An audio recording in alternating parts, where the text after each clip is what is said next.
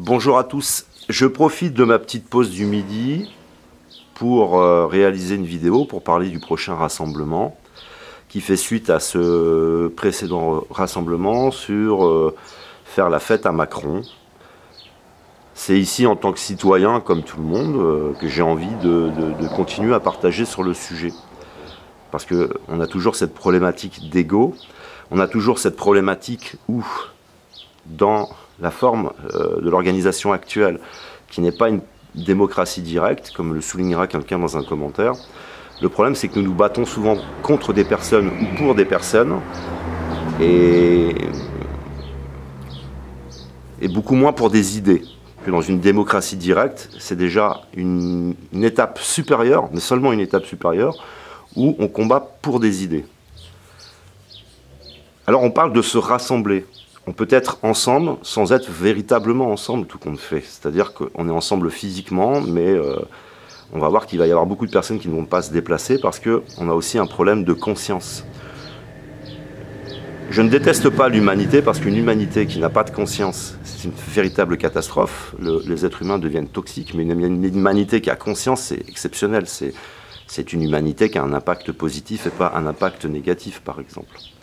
Là, on nous propose de nous rassembler autour de Macron. Alors je voudrais, parce que parmi vous, il y a des personnes qui, comme moi, ressentaient les choses, mais n'êtes pas forcément capables de les expliquer. Mais vous ressentez un malaise, quelque chose qui fait que vous n'allez pas vous déplacer. Nous abordons le sujet avec, il y a des couches en fait, hein, c'est des strates, des couches, et on est capable de voir dans ces formes la forme et le fond, ou des fois uniquement la forme et uniquement les symptômes, mais nous ne sommes pas capables de voir ce qui se cache au fond des choses. J'ai un ami à moi qui s'appelle Marcel, il est agriculteur, et il est agriculteur, il a donc un champ qu'il avait besoin de protéger. Pour ça, il a récupéré dans mes poubelles mon ancien costard. Mon ancien costard parce que je suis un produit de cette société et j'ai vécu les symptômes de cette société. J'avais des grosses responsabilités, puis au final, quand j'ai réalisé, et après certaines expériences, tu te retrouves au chômage, etc. Tu as besoin de rester actif, tu as besoin d'être toujours utile, et aujourd'hui je fais du jardinage. Mais ce qui m'intéresse, c'est que j'ai pris conscience des choses. Donc Marcel a pris mon costard dans une poubelle, et puis il a habillé son épouvantail avec. Alors, il y a un agitateur qui est venu en disant « le problème vient de l'épouvantail ». On oriente notre attention sur l'épouvantail, parce que l'épouvantail a des problèmes de comportement, des problèmes narcissiques. J'écoutais par exemple le témoignage d'une jeune femme qui était présente lors de la précédente manifestation. On lui demandait « pourquoi vous êtes là ?» Elle a dit, et très courageusement, et j'ai trouvé ça bien, « j'ai voté pour Macron, mais je suis déçu de son comportement et je trouve qu'il va un peu trop loin. » Il, lui, c'est encore l'épouvantail. Parce qu'en réalité, M. Macron ne fait qu'appliquer des directives. Il y a des voyants sur Internet qui nous ont dit « vous allez voir, M. Macron va faire ça, va faire ça, va faire ça », et tout s'est réalisé. Non, ce ne sont pas des voyants, ils ont simplement lu les directives de l'Union européenne et vu que M. Macron ne fait qu'appliquer les choses, c'est un pantin. Mais des agitateurs attirent notre attention sur le pantin, sur, comment dire, sur cet épouvantail. Donc, il y en a qui vont s'en prendre, par exemple, à l'épouvantail, et il y en a qui vont s'en prendre à l'agriculteur, mais personne ne va s'en prendre à ceux qui donnent des ordres à cet agriculteur. On nous a au départ vendu l'Union européenne et ensuite on nous l'a imposé puisqu'on n'a pas voulu en consommer. Et on nous l'impose et on commence encore à nous imposer des choses, ça continue. Mais comprendre qu'est-ce que l'Union européenne et de devoir y rester ou non, ça demande un effort et nous ne sommes pas prêts à faire cet effort. Donc pas de conscience et du coup on va se déplacer pour des problèmes narcissiques, des problèmes d'ego, des problèmes de comportement, mais qui en réalité ne sont pas le fond et la forme, mais uniquement la forme, et où ces agitateurs nous dénoncent cette forme. Voilà, c'était pour vous donner un avis personnel. Hein. Par exemple, Amélie, elle est enseignante. Je trouve qu'elle a des comportements, pour ma part, corrects. Mais Amélie pourrait être une perverse narcissique, une personne toxique, une manipulatrice. Elle est enseignante, elle enseigne à vos enfants. Et ça reviendrait en fin de compte à s'en prendre à Amélie, si le programme scolaire qui est imposé par l'éducation nationale ne vous plaisait pas, par exemple. Ça reviendrait exactement à la même chose.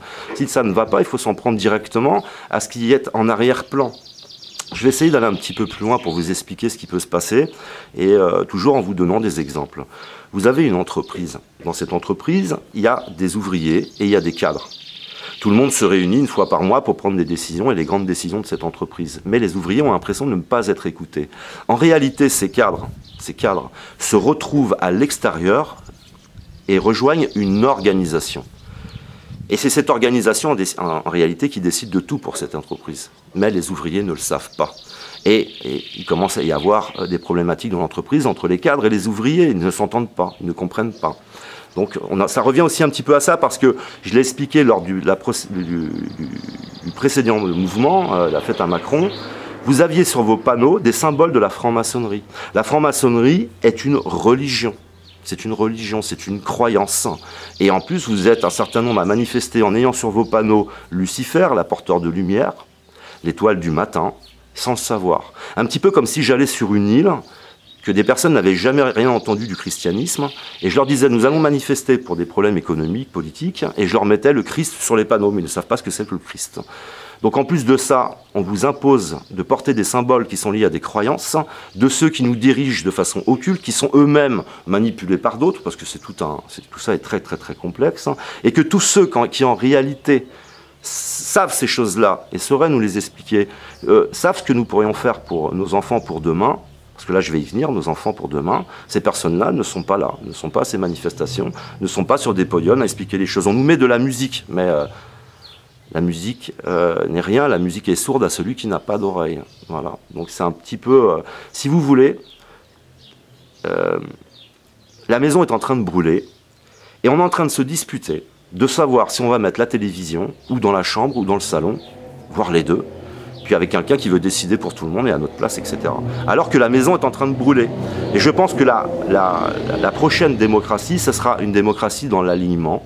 Et quand je dis dans l'alignement, c'est-à-dire que la démocratie directe, il y a les gens de gauche, les gens de droite qui se disputent pour des idées. Un coup, c'est une idée de gauche, un coup, c'est une idée de droite. Et un jour, ce sera aligné sur le réel, c'est-à-dire que ce sera aligné sur l'incendie, par exemple. Où là, ce ne sera plus des idées de gauche ou de droite, mais en disant, on devrait arrêter cet incendie. Pourquoi je dis ça? Parce que il se passe là en ce moment, par exemple, c'est un simple petit exemple parmi tous les autres, une catastrophe exceptionnelle qui est en train de se mettre en place avec le plastique, où vous allez avoir dans toute la chaîne alimentaire et absolument partout, dans votre eau, partout, des microparticules de plastique, et il n'y a rien qui est fait. Et là, on est en train de se disputer pour Macron, par exemple, voilà, qui n'est pas un responsable, qui n'est qu'un pantin, quoi. Ça veut dire que nous voulons continuer à avoir la même existence, le même modèle, mais en ayant tous les mêmes avantages, au milieu d'un modèle qui nous amène à une catastrophe. Et je n'ai parlé que d'une seule chose, je ne parle pas de problèmes diplomatiques, de problèmes économiques qui pourraient survenir, je ne parle pas absolument pas de tout ça. Il n'y a aucun alignement. C'est un hyper contresens, et tout ça, nous le savons, nous sommes un certain nombre à nous dire, de toute façon, la solution ne peut venir que d'un éveil de la conscience qui ne peut se faire que par des mots qui nous permettent de raisonner, comprendre des concepts, comprendre des mécanismes systémiques, et pour voir que là, nous sommes en train de perdre un temps phénoménal, et que là, la baraque, elle est en feu, quoi. Et on est en train de nous prendre pour des imbéciles. Et ces agitateurs ne dénonceront pas et ne combattront pas les personnes les plus lointaines qui décident véritablement, parce que ce sont eux aussi qui vous donnent 7, 8, 9, 10 millions d'euros pour votre campagne présidentielle, par exemple. Voilà, donc on est toujours à abuser de notre inconscience, de notre manque de compréhension, du fait qu'on soit pris par d'autres choses, par exemple. Donc voilà, c'était comment se retrouver, ça ne peut qu'être qu'en phase avec un contexte complexe, et qui nécessite de la pluridisciplinarité et qui nécessite d'avoir des personnes qui ne sont pas présentes, qui nous proposent de retravailler sur la Constitution, qui nous proposent énormément de choses, mais qui ne sont pas présentes. Et on est là en train d'agiter un pantin, et on va tous aller s'en prendre au pantin. Ailleurs, on va faire l'acte sacrificiel du pantin, sachant que un programme, quelque chose qui a été mis en place par l'Union européenne, on est obligé, ces directives, de les suivre, et qui que ce soit. Et c'est pour ça qu'on n'attaque pas frontalement cette Union européenne, et qui, de toute façon, la France à elle seule ne peut pas y faire grand-chose. Parce que c'est une union, et ça voudrait dire l'ensemble de l'Union européenne qui sortirait dans la rue pour dire non à une chose ou à une autre. Voilà.